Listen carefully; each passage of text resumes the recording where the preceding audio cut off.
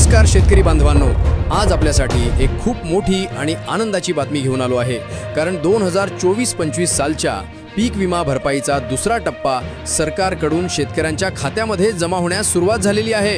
होय मित्रांनो, बऱ्याच दिवसांपासून शेतकरी वाट बघत होते की थकीत पीक विमा कधी जमा होणार आणि अखेर सरकारने दुसरा टप्पा सुरू केला आहे। या व्हिडिओमध्ये आपण पूर्ण माहिती घेणार आहोत। कोणत्या जिल्ह्यांमध्ये पैसे जमा झाले आहेत, कोणते जिल्हे बाकी आहेत, जर तुमच्या खात्यात पैसे जमा झाले नसतील तर काय करायला पाहिजे आणि पैसे कसे तपासायचे, म्हणून व्हिडिओ शेवटपर्यंत नक्की बघा।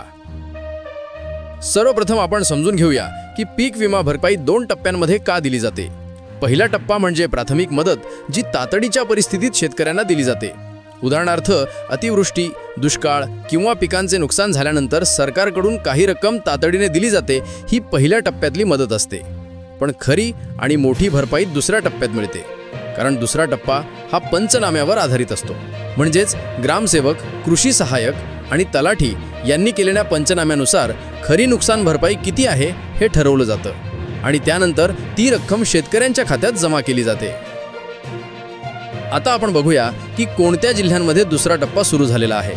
पहिल्या टप्प्यात ज्या जिल्ह्यांना मदत मिळाली होती त्यामध्ये अमरावती, बुलढाणा, अकोला, यवतमाळ आणि वाशिम या जिल्ह्यांचा समावेश आहे। आणि आता या जिल्ह्यांमध्ये दुसऱ्या टप्प्याची खरी भरपाई शेतकऱ्यांच्या खात्यात जमा होऊ लागली आहे। त्याचबरोबर नवीन जिल्ह्यांमध्येही पैसे जमा होण्यास सुरुवात झाली आहे। त्यामध्ये नाशिक, धुळे, जळगाव, नंदुरबार, अहमदनगर, छत्रपती संभाजीनगर, बीड आणि जालना या जिल्ह्यांचा समावेश आहे। या जिल्ह्यातील हजारो शेतकऱ्यांना आता दुसऱ्या टप्प्याची रक्कम मिळत आहे।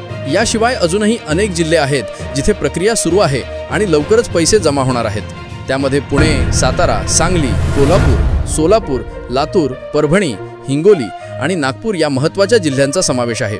तसेच विदर्भ आणि कोकण विभागातील भंडारा, गोंदिया, चंद्रपूर, गडचिरोली, रत्नागिरी आणि सिंधुदुर्ग या जिल्ह्यांमध्ये देखील पुढील काही दिवसात दुसऱ्या टप्प्याची रक्कम शेतकऱ्यांच्या खात्यात जमा होईल।